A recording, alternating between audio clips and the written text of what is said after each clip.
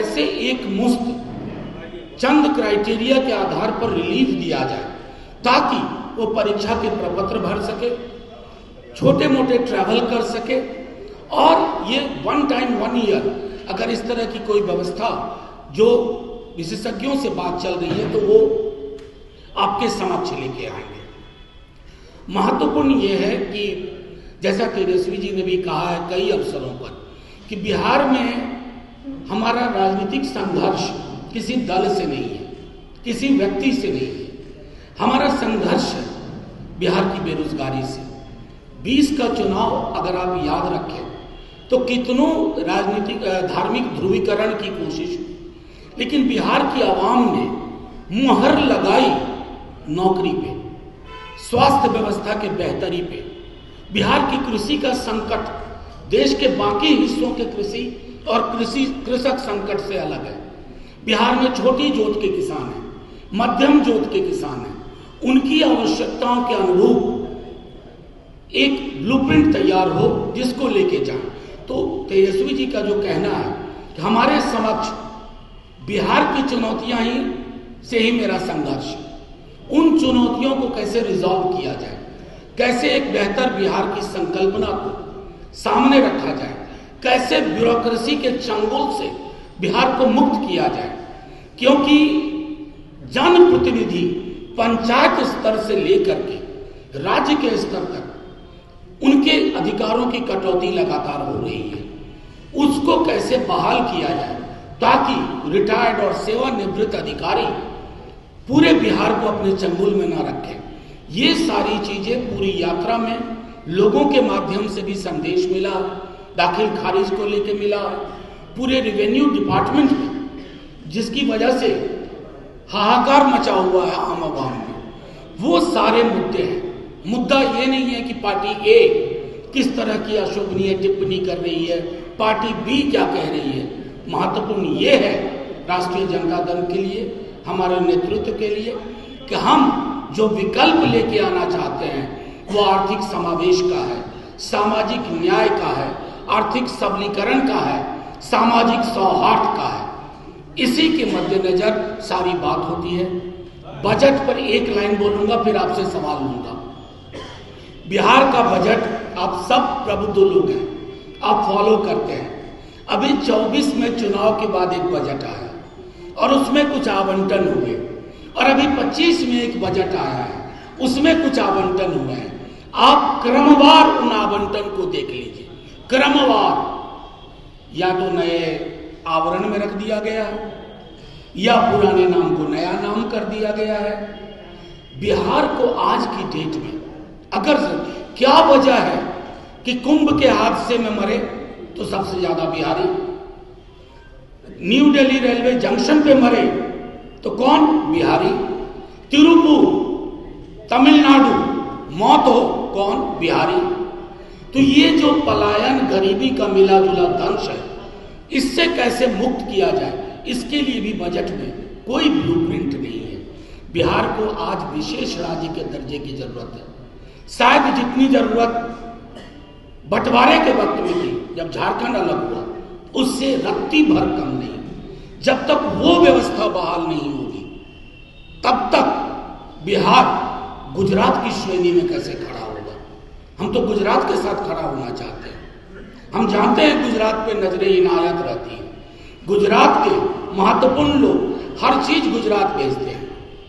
हम चाहते हैं कि बिहार पे वो नजर हो, और वो नजर अगर अभी नहीं तो कभी नहीं, वो पैदा करना होगा। उसके लिए जहां तक होगा हम संघर्ष करेंगे।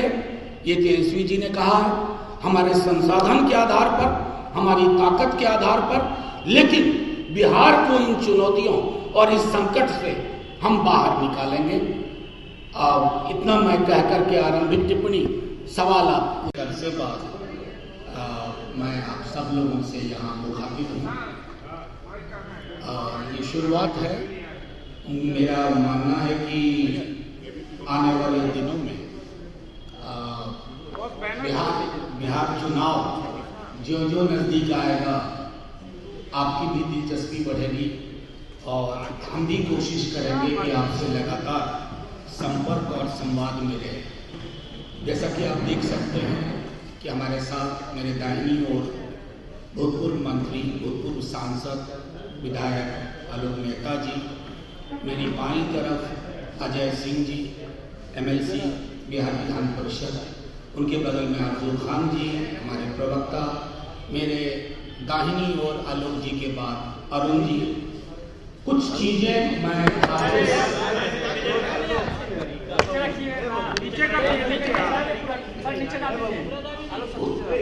कुछ चीज़ें आपके समक्ष में रख देता हूँ। उसके बाद मेरी इस प्रेस कॉन्फ्रेंस की कोशिश थी कि आप जो भी पूछना चाहें, जो भी सवाल आपको उद्वेलित कर रहे हों या राष्ट्रीय जनता दल का पक्ष जानना चाहते हो, उस पर खोल करके बातचीत होगी। आपके समक्ष आने का आज 2-3 मुख्य मकसद था। पहला मकसद ये था कि हमारे नेता प्रतिपक्ष तेजस्वी जी अपनी आखिरी चरण की, इस पूरे दौर के आखिरी चरण की यात्रा पे आज निकल रहे हैं, जिसमें मैं कोशिश करता हूँ, नहीं इसको बंद करो, मैं अब ये बेहतर है। तो नालंदा, नवादा और फिर पटना, तो इस चरण का समापन होगा, जिसमें उन्होंने प्रत्यक्ष तौर पर सारे जिलों के पंचायत स्तर तक के जो हमारे कार्यकर्ता थे उनके साथ सीधे तौर पर संवाद, उनकी बातें सुनी, अपनी बातें उन्होंने बताई। बाकी अलग अलग हिस्सों में दल के लोग अलग अलग परिचर्चा में शामिल हो रहे हैं। एक चीज जो बिहार के सर्वेक्षण के मद्देनजर सबसे खौफनाक नजर आई थी, डरावनी, वो गरीबी का एक्सटेंट और उन परिवारों, तकरीबन करोड़ के आसपास ऐसे परिवार थे जिनको सबलीकरण की आवश्यकता थी, आर्थिक सबलीकरण की। आर्थिक सबलीकरण के मद्देनजर हवा में नहीं, एक ब्लूप्रिंट के आधार पर माई बहिन मान योजना के तहत 2500 रुपये प्रति माह चिन्हित करना, लक्षित करना एक उद्देश्य माना गया। हमारा मानना है कि बिहार जैसे राज्य में जिस योजना की घोषणा की है, उस राज्य में जिसको हम कहते हैं उपभोग, कंजम्पशन, अर्थव्यवस्था कंजम्पशन जनरेट करने से भी स्वचालित होती है, बेहतर होती है, उसके मद्देनजर उन्होंने इसकी घोषणा की है। और ये घोषणा मैं समझता हूँ क्रांतिकारी बदलाव लाएगी कंजम्पशन पैटर्न में, और आर्थिक गतिविधियां जो मृतप्राय हैं, स्थिर हैं, उनमें भी तेजी आएगी। दूसरे, निम्न आय वर्ग को क्या कहें, मध्यम आय वर्ग भी बिजली की दरों से परेशान है, तो उसमें एक कटौती, अगर 200 यूनिट तक कोई शुल्क नहीं लग रहा तो ये एक बड़ी आबादी को बड़ा रिलीफ है, इसका कमिटमेंट है। तीसरा, उन्होंने इसी यात्रा के दौरान जो लगातार कहा और जिसको आप सब भली भांति महसूस करते हैं कि वृद्धावस्था पेंशन हो, विधवा पेंशन हो, दिव्यांग जन पेंशन हो, 400 रुपये है। 400 रुपये का अर्थ हुआ 13 रुपया 33 पैसा प्रतिदिन। 13 रुपया 33 पैसा, ये हास्यास्पद है, परेशान हाल करने वाला है। तो उसको 400 से चौगुना, लगभग राउंड फिगर 1500 रुपये। साथ ही उनकी पूरी कोशिश है, एक टीम से बात कर रहे हैं, तेजस्वी जी लगातार विधि विशेषज्ञों से बात कर रहे हैं, जो हमें डोमिसाइल के लिए एक रास्ता दिखा। बिहार में रोजगार पर पहला हक तो स्थानीय निवासियों का होना चाहिए, उस डोमिसाइल को लेकर के, ताकि कोर्ट में बाद में खारिज ना हो, तो हम चाक चौबंद व्यवस्था लेके आना चाहते हैं। एक महत्वपूर्ण सेगमेंट है जिसके लिए भी चर्चा चल रही है, वो टीम से बात कर रहे हैं, एक ब्लूप्रिंट पे काम हो रहा है कि हमारे जो छात्र और युवा है, छात्र और युवा उस आय वर्ग के जो 3 परीक्षा का फॉर्म भरने के बाद चौथी के लिए कर्ज लेना पड़ता है। अगर कटिहार के बच्चे को चंपारण जाना है तो उधार लेना पड़ता है, उसको कैसे एक मजबूत होना चाहिए। चुनाव आ रहा है बिहार विधानसभा, आपको लगता नहीं है कि जो विखंडित विखंडन अगर होगा तो आपको नुकसान होगा? नहीं नहीं, किसने कहा कि इंडिया अलायंस विखंडन में? कतई नहीं, कतई नहीं। मैं आपको बताऊं, बहुत इंडिया अलायंस एक केंद्रीय प्लेटफॉर्म था, एक वैकल्पिक केंद्र में सरकार देने की प्रतिबद्धता थी। और तब भी, क्योंकि मैं उन सारी मीटिंग्स में रहा हूं अपने नेता के साथ, ये बात बार बार होती थी कि राज्यों में विसंगतियां होंगी, there shall be anomalies in states. वो कारण है उसका। केरल में कैसे इंडिया अलायंस होगा? वहां जो दो प्रमुख दूरी है, एलडीएफ और यूडीएफ, वो इंडिया अलायंस में एक साथ है, लेकिन केरल में चुनाव, लेट मी फिनिश, केरल में अलग अलग लड़ते हैं। तो वो स्टेट लेवल रियलिटी को ध्यान में रखना होगा। अब आप, लेकिन भूपेंद्र यादव कह रहे हैं कि इंडिया ब्लॉक जो है ब्लॉक हॉल में चला गया। आप, भूपेंद्र जी मेरे बड़े अच्छे मित्र हैं, बहुत परिपक्व नेता हैं, लेकिन अपने यहाँ कंपटीशन से परेशान हैं। तो राजनीतिक शब्दावली ब्लैक होल नहीं है, उन्होंने ब्लॉक होल नहीं कहा था, ब्लैक होल। तो ब्लैक होल जो होता है ना, समुद्र में एक जगह होती है जहाँ गुरुत्वाकर्षण या क्या चीजें होती है, वहाँ ली जाती है। 2 सीट पर तो हम में से कोई नहीं पहुंचा था सदन में, लोकसभा राज्यसभा मिला करके, यही पार्टी थी ना ब्लैक होल में। तो राजनीतिक दल कब ब्लैक होल में जाए और कब निकल करके सामने आ जाए ना, ये जनता तय करती है, भूपेंद्र जी तय नहीं करेंगे। इधर सवाल लेंगे, इधर से किसी का। कांग्रेस के राष्ट्रीय अध्यक्ष 22 तारीख को आ रहे हैं, क्या लगता है कांग्रेस अब पिछड़ों वोटरों पे ज्यादा टारगेट कर रही है? क्योंकि जय बापू जय संविधान कार्यक्रम में नहीं, जय बापू जय संविधान तो पूरे देश में सबको करना चाहिए, अमित शाह जी को भी करना चाहिए। अंबेडकर अंबेडकर अंबेडकर अंबेडकर अंबेडकर अंबेडकर नहीं बोलते फिर सदन में, थोड़ी शर्म होती, थोड़ी हया होती, सबको करना चाहिए। और कांग्रेस एक राष्ट्रीय पार्टी है, उनके अध्यक्ष अगर आ रहे हैं तो उस पर मैं क्या टिप्पणी करूं, सिवाय वी वेलकम यू। बिहार में तो आपकी बैसाखी में है। नहीं, ये भी शब्दावली नहीं, इन शब्दावलियों से बाहर जाइए। वैसाखी वगैरह कुछ नहीं होता है।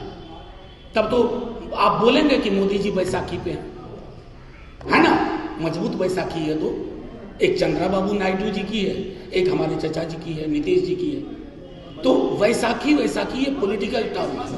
लालू जी के एक बयान को लेकर बहुत विवाद चल रहा है कि कुंभ के संदर्भ में जो उन्होंने कहा कि फालतू है, इसको लेकर नहीं, विपक्ष नहीं हमलावर है, सत्ता पक्ष हमलावर है। सत्ता पक्ष तो वही है ना, हमारे प्रतिस्पर्धी। लालू जी ने जो कहा उसका मर्म किसी ने समझा? उसी रात हादसा हुआ था ना, जिसको शुरू में हादसा लोग नहीं मान रहे थे, कोई मानने को तैयार नहीं था कि कोई मौत हुई है, अफवाह बता रहे थे। मैं तो प्रधानमंत्री जी का धन्यवाद करता हूं, he was the first one two acknowledge. UP CM denial mode में थे, रेलवे डिनायल मोड में थे। एक व्यक्ति जो खुद रेल मंत्री रहा है, जो धार्मिक व्यक्ति है, उसको कितनी पीड़ा होगी। कुंभ के नाम पे क्या आडंबर कर रहे हो? वहां संगम नोज के पास लोगों की जान गई, आज तक किसी को नहीं पता है कितनी जाने गई, आज तक नहीं।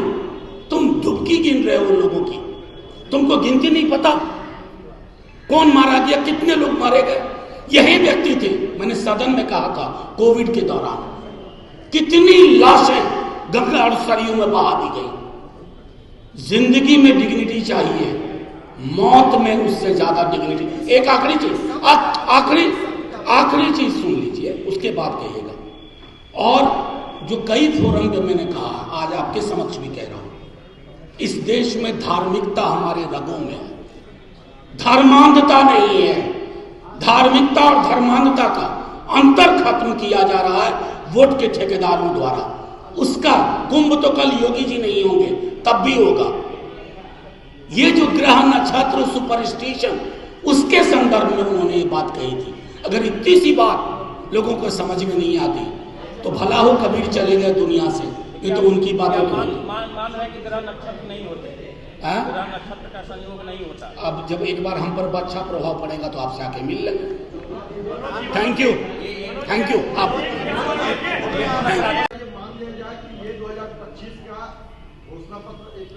नहीं, घोषणा पत्र बेहद खूबसूरत, संतुलित, जैसा पिछली बार था वैसा आएगा। छोटी छोटी चीजें जरूर जोड़ी जाएंगी। जैसे कोई बात नहीं कर रहा है, उनकी नौकरी खतरे में है मार्च में, उस पर मानव बल, बिजली विभाग, सांख्यिकी, लाइब्रेरियन, शिक्षा प्रेरक, बहुत सारी चीजें हैं, कंप्यूटर टीचर्स, स्पोर्ट्स टीचर्स, उसके अलावा पूरी व्यवस्था। तो घोषणा पत्र नहीं है, अभी तक की यात्रा के अनुभव के आधार पर जो चीजें उन्होंने कही हैं उसका एकत्रीकरण मैंने आपके समक्ष किया और उसके बाद आगे घोषणा पत्र संभवतः जैसे ही होगा हम लेके आएंगे। मनोज जी, सवाल है कि एसपी जी लगातार घूम रहे हैं, पूरे अभियान में पहली बार घूमे, लेकिन आपके प्रदेश अध्यक्ष 3 महीने से पार्टी में नहीं आ रहे, कैसे?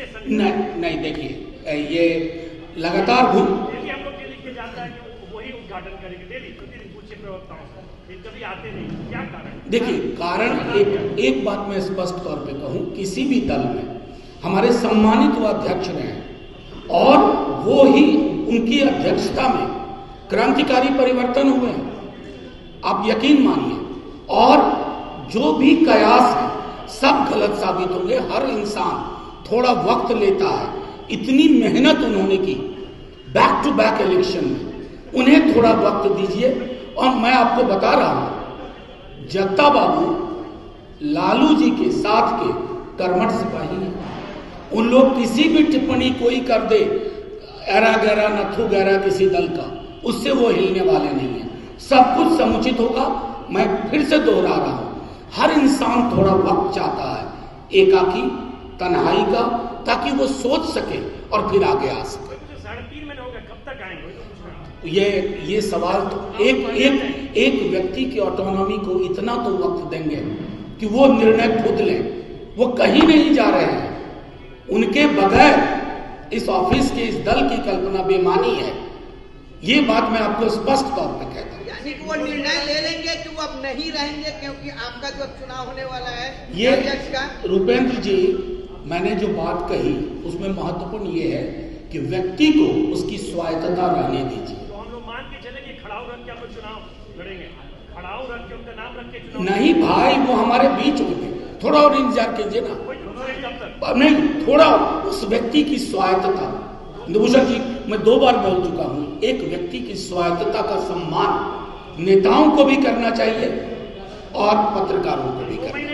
एक सवाल और कल तेजस्वी यादव ने कहा था कि बीजेपी वाले गाली दे रहे हैं और कर्पूरी जी को भी गाली दी है, भारत रत्न दिए, आगे आने वाले दिन में लालू जी को भारत रत्न देंगे, यही लोग कल उन्होंने कहा था मंच से। अब बीजेपी जेडीयू ये कह रही है कि घोटाले करने वाले को किस आधार पर भारत रत्न मिलेगा? रुपेंद्र जी, मैं भी बहुत छोटा था, आपका शायद जन्म भी नहीं हुआ होगा। 78-77 के अखबार निकाल लीजिए, 80 तक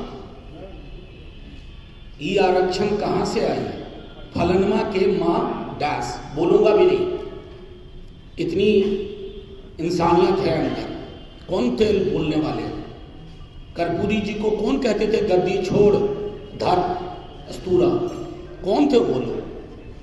धारा जब बलवती होती है ना, धारा जब बलवती होती है तो बड़े बड़े सूरमा तलवे चाटते हैं आकर के। आज वही दौर है। बाबा साहब अंबेडकर को लेकर अमित शाह जी ने क्या कहा? अंबेडकर अंबेडकर अंबेडकर अंबेडकर अंबेडकर अंबेडकर 7 बार हो गया ना? हाँ, 7 बार बोले थे कि इतना नाम भगवान का लेते तो स्वर्ग मिल जाता। लोग चढ़ गए, बैकफुट पे आए। ये होता है धारा का मजबूत होना। उसी संदर्भ में तेजस्वी जी ने कहा, आज अगर मैं आपके समक्ष कहता हूं कर्पूरी जी के बाद लालू जी नहीं होते तो क्या आज की बीजेपी वो होती जो आज है? आप याद कीजिए 77 वाली बीजेपी को, 80 वाली बीजेपी को, क्या थी?